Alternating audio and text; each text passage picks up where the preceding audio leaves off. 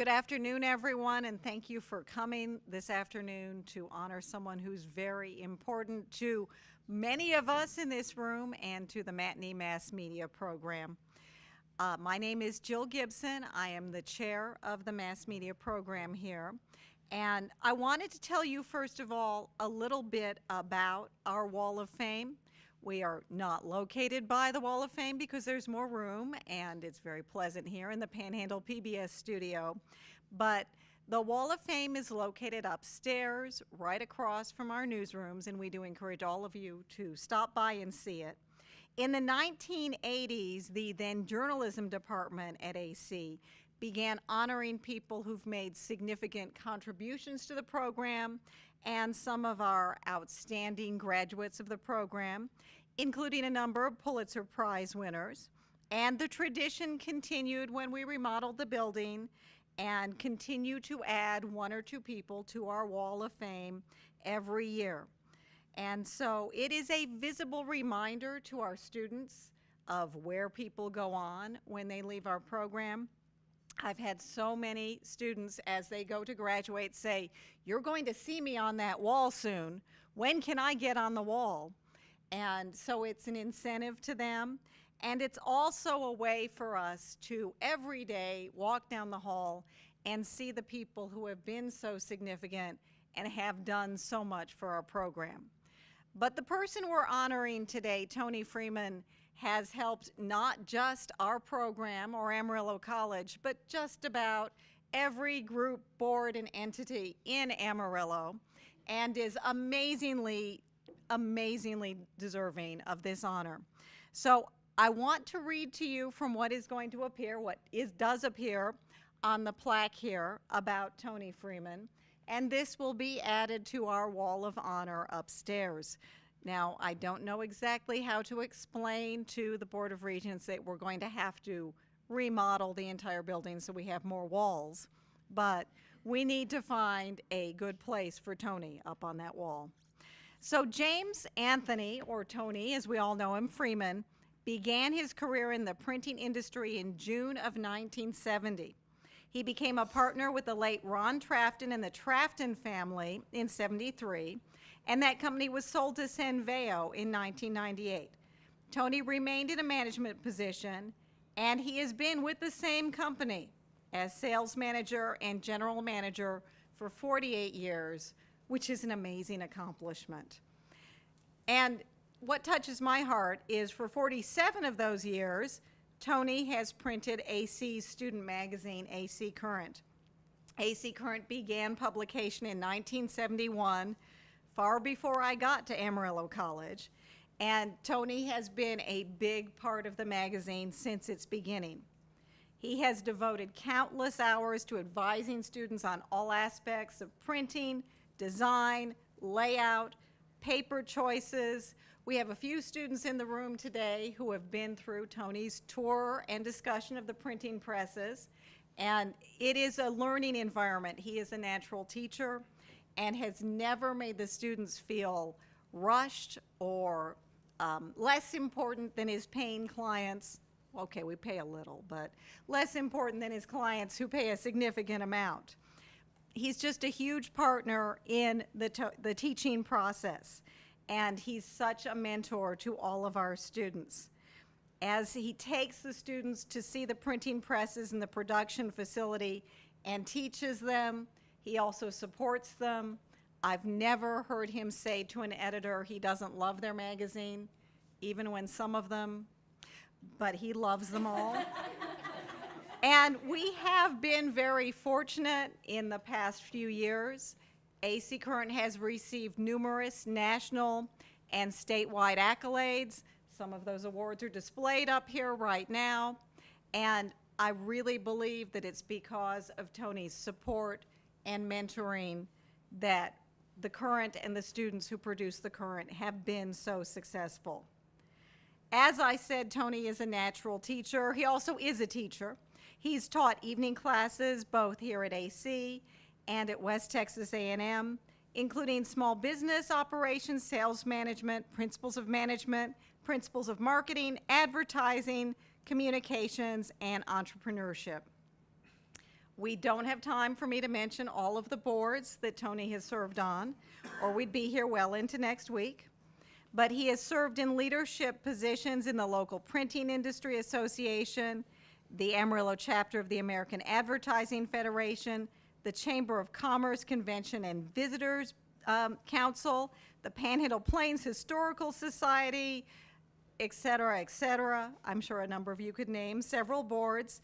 He chairs the Amarillo Area Rotary Baseball League, and baseball is another one of his passions here in Amarillo. Tony has been married for 39 years to his wife, Diane, and the couple have 2 children and 1 granddaughter. He graduated from Tascosa High School in Amarillo and holds a bachelor's in business and a master's in business administration from West Texas State University. And we are so proud here at the Matney Mass Media Program to call Tony our student's mentor and our partner in the teaching process. And where is he? I can't even see him.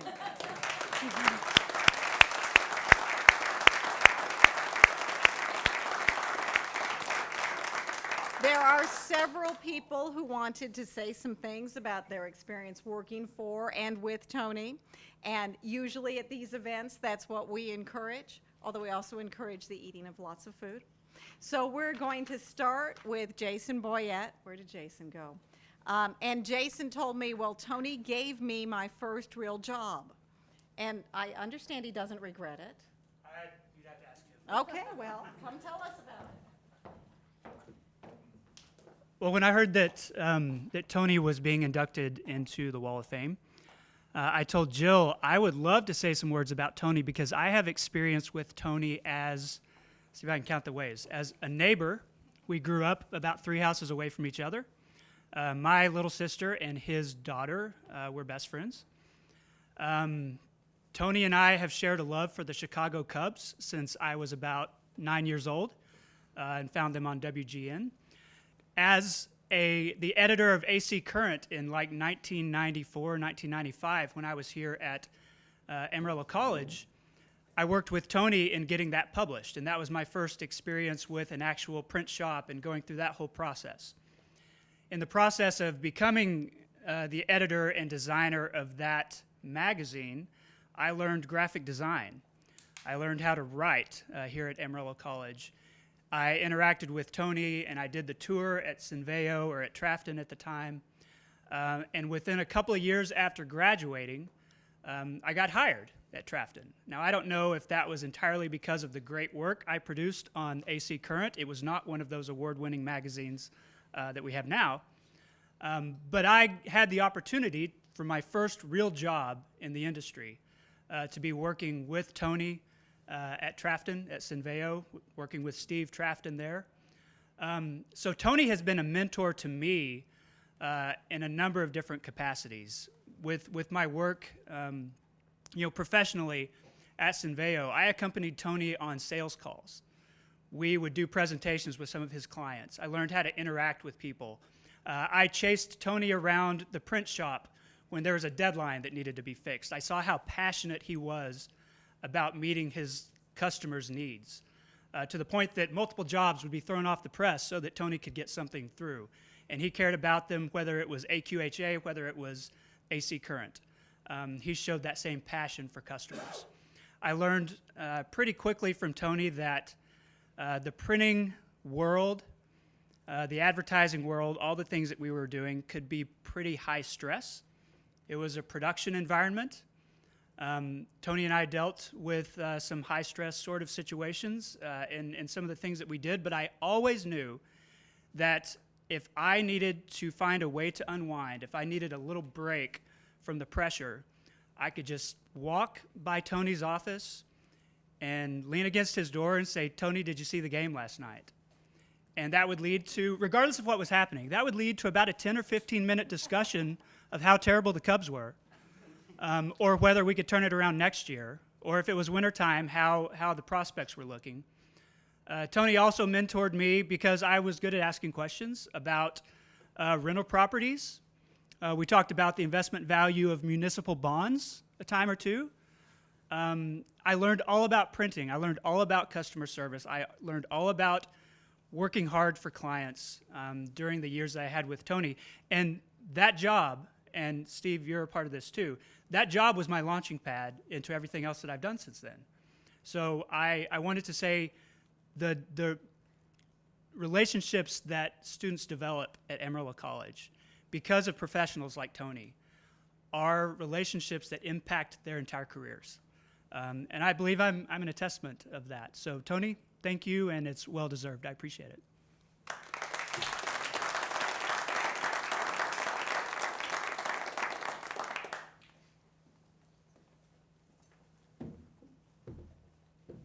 I'm Mike Haynes, and I think they said Tony has been involved with AC Current for 47 years, which means 94 editions of it.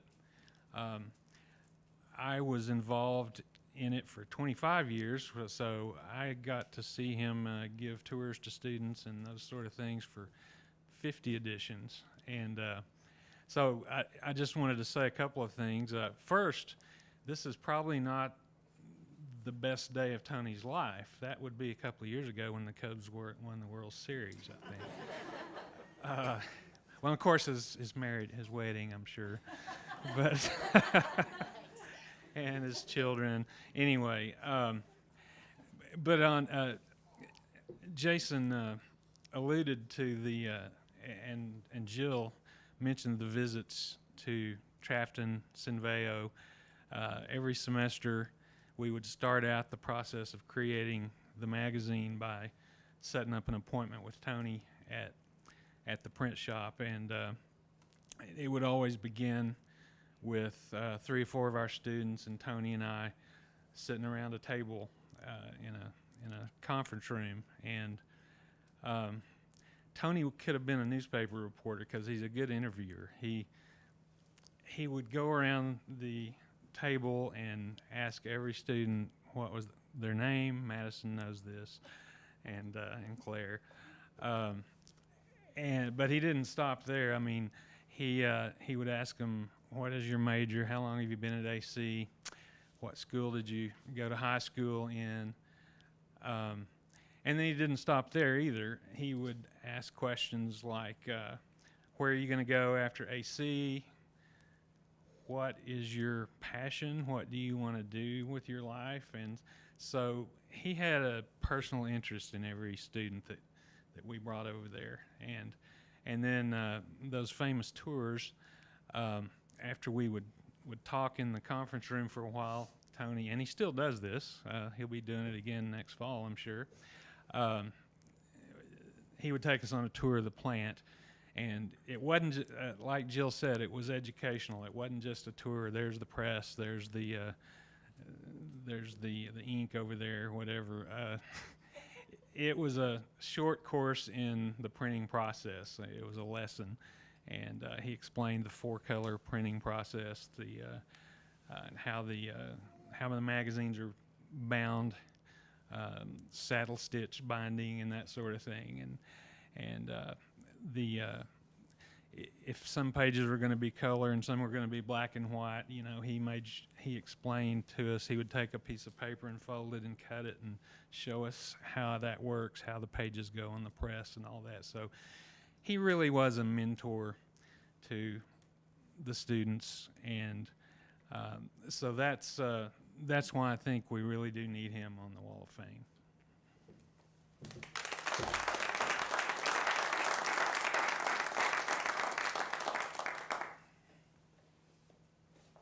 Anyone else have any comments?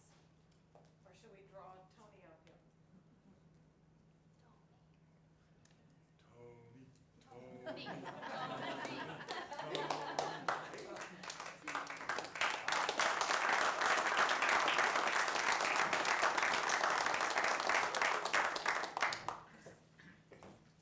Thank you all very much. When Jill sent me the email, I made notes, by the way. When Jill sent me the email and I was going to put together a little bio, I thought to myself, hey, I've got this obituary ready. You know, I mean, I'm kind of a planner, so, you know, rather than having to go back and start from scratch, I just kind of keep it, you know, up to date. And so I told Jill, I said, I'll just send you that. And I got this picture that I kind of had most recently that was kind of saving it for my obituary, but heck, man, this is great. This is even better. And as again, thanks everybody for being here. I couldn't find a seat, so I was kind of standing at the back, and it was kind of surreal. It was kind of like being at the pearly gates and kind of listening to people testify for you. But anyway, thank you all very much. This is a big day for me and my family, and I just want to thank again everyone for being here. Again, I made a few notes 'cause I didn't want to leave anything out. I want to thank Jill and Madison and her staff, the ones I've worked with the most recently, but I want to thank all the current and current staffers, past and present. Really appreciate you being here, I really do. And I know there are several here today that are on the Wall of Fame. How many are here today that are actually on the AC Wall of Fame? Beth Duke, if honors were medals, you'd be a 5-star general, I tell you. And Jason, I appreciate the kind words. You are a mentor to a lot of people in your own right, and I appreciate that. And I appreciate my partner, Steve Trafton, for being here. Over the years, we put up with each other for a long, long time, and I've got some good clients here and good friends, and so I thank everyone. And Paul Matney, thank you for providing the wall, so to speak, and your name, so to speak. But I also want to thank Dr. Russell Lowry Hart and the AC Regents for allowing the journalism department and the mass media kids and folks to do what they do, because they do it so well, and they bring a lot of acclaim and notoriety to Emerald College. So I wanted to thank them. Wow. Again, thanks everybody. I'm the 18th person on the wall. Again, as I mentioned, there are several here, but one person that I do want to mention, I know Linda Webb is here, and Linda's late husband, Jerry, was a very good friend. Jerry was 14th or 15th. I was at his ceremony. Jerry was president of the Texas Intercollegiate Press Association in 1978 and was president of Student Publications here from 1972 to 1978. And Jerry also had a very illustrious career doing sports talk radio with his son Ben, and did a lot of high school sports. And so, Linda, I thank you for coming out today as well. I really do.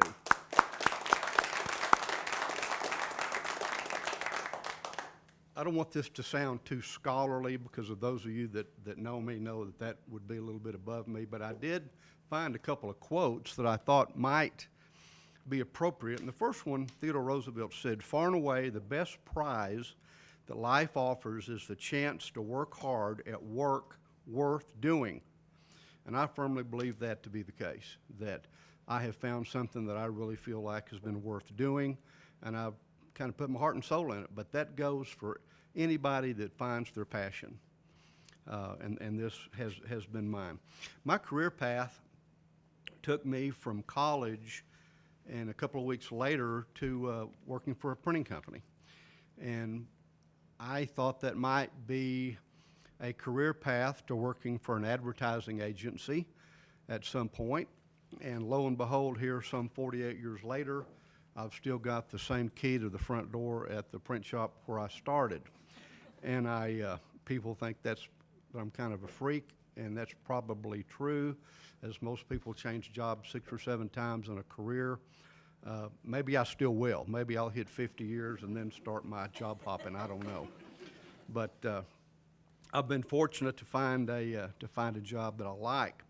And I've been fortunate to work with some of the brightest kids on the staff of AC Current, and that has now called the Current. But that has been really rewarding to me to see how these students take off and get careers. Like Jason, for example, he's easy target because there he sits, and everybody that picks up a copy of the Amarillo paper or the Amarillo Magazine certainly has read and knows Jason by what he does. As a matter of fact, I don't know if you have a copy of the current magazine here that the kids just finished last week or so. There's some over here that I want you to be sure and take a look at, but it's as good a publication editorially as you will ever see. It really is. This particular issue covers a couple of alums. One, Rachel Nelson, who was the editor of the Community Impact Magazine in New Braunfels, and a great article on our very own Jason Boyette as well. Jason not only is a writer, he's also a ghost writer, and I'm pretty sure Jason plays the spoons also. I don't know. He does pretty much everything, and I think that's probably on his list of things as well. You know, it's said that the only thing that's constant in this world is change itself. And we have certainly seen our fair share of that in the printing and publishing business. I know when the first AC Current, as it was known then, was produced, the typesetting method of choice back then was linotype, hot metal typesetting, or electric selectric typewriter. It had to be waxed, it had to be pasted up. You had to cut amberlith windows. You had to do color separations from either 35 millimeter or 2 1/4 inch slides. There's a very intricate process called stripping. All the proofing was done on 3M color key, and none of that exists today. Those were all techniques that were very up to date at the time, but those things aren't even in play today. The whole industry changed. I remember how many people of y'all saw the Super Bowl in 1984 with the Apple commercial that still to this day is one of the commercials that is shown that made such an impact on the world of technology. That also ushered in the very first computer typesetting and desktop publishing. And I remember when I saw my first desktop publishing printed piece, I thought, now isn't that a clever way to do the church paper? And little did I know that within 5 or 6 years, every commercial printer of any size in the country would be using that technology. Just when you think you have a handle on the technology, somebody moves your cheese, if you read the book. Just when you think you've learned something and that's the way things are going to be, there's a major paradigm shift. And by 1990, the total workflow, not just in our business, but I know it exists in radio and television, probably not an industry that hasn't been affected by technology, but I know our industry changed so drastically. I'm glad Steve Trafton's here today because I remember Rick and Steve and Gary and I talking about, you know, should we invest in this stuff? And I remember one day we said, well, let's spend $250,000 and we'll get a, you know, kind of get in the digital era. And I remember thinking, man, at least we've made that decision, won't have to do that again. And then somebody said, well, you'll spend that much on training in the next 5 years.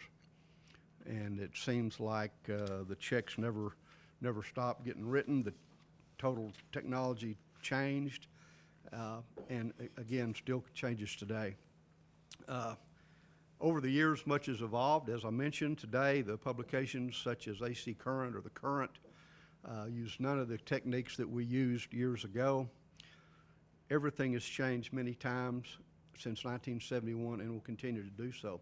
Even if you look in this issue of The Current, there's a great article entitled Tune Into the Future, and it's about the ever-changing world of media, not just print media, but what's required of television reporters, graphic artists.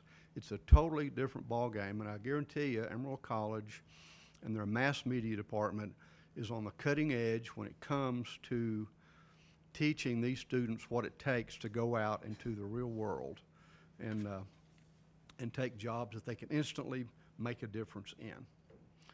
I love this quote too. It is said that in times of profound change, learners inherit the earth while the learned find themselves beautifully equipped to deal in a world that no longer exists.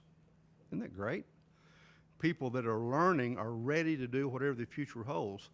People that learned and have stopped learning are well equipped to survive in a world that no longer exists. And thanks to programs like AC, everything that they teach, not just the mass media department, but they're preparing our future kids in Amarillo to do that very thing. But here's the, as I close, here's the one key thing that I'd like to mention. Processes change, techniques change, technology changes. But you know what doesn't change? What doesn't change is a student that wants to get on a team, work as a team, work together, accomplish something they could not do alone, set worthwhile goals, meet deadlines, and take pride in producing something that everyone else can enjoy. That's what will never change regardless of where the technology goes, whether it's putting out a magazine or a newspaper.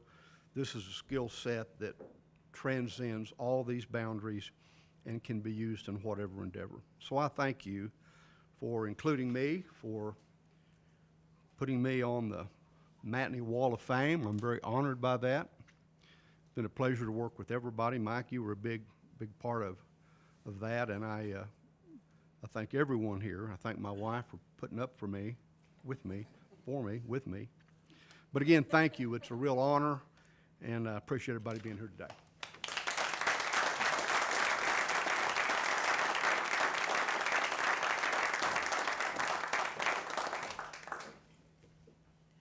This fall, I had sort of a reminder of the importance of print that I wanted to share with you guys. One very busy day late in the afternoon, I got a phone call, and a gentleman said, I'm a chaplain at a local hospice, and I have a patient here, and she wrote a poem that was published in AC Current sometime, we don't know when, and could you possibly find it? Because she wants to see this poem in this magazine, printed in her hospital room. And I said, you don't know when? He said, no, I think it was quite some time ago. So I wandered back to our archive room where we had all but one. Now we have all of the Currents published since 1971 and started looking through them. And that day I gave up. I thought, this is impossible. And then the next day I went back, and then it sort of became an obsession that I was going to find this poem. And so I went through current after current after current and looked at the changes and the way they looked and the way students' clothes changed. And it was quite fascinating, but I was getting increasingly frustrated. And then I found it. And I emailed the chaplain. I said, you won't believe this. I found the magazine. And he got the magazine, and he copied the page, and he framed it, and he put it in our hospital room, and he wrote me a lovely note. And I thought, in this age, when everything's online, printing still really matters. This is what people save. This is what people want. And that current and that wish coming true wouldn't have happened if it hadn't been for Tony Freeman. I'd like to thank all of you for coming. Again, if anyone else has something they want to share, I urge you to come up and share it. But we like to use these times also to visit and to catch up and talk about what really matters. And Tony's contributions certainly matter a lot to this program. So thank you guys very much.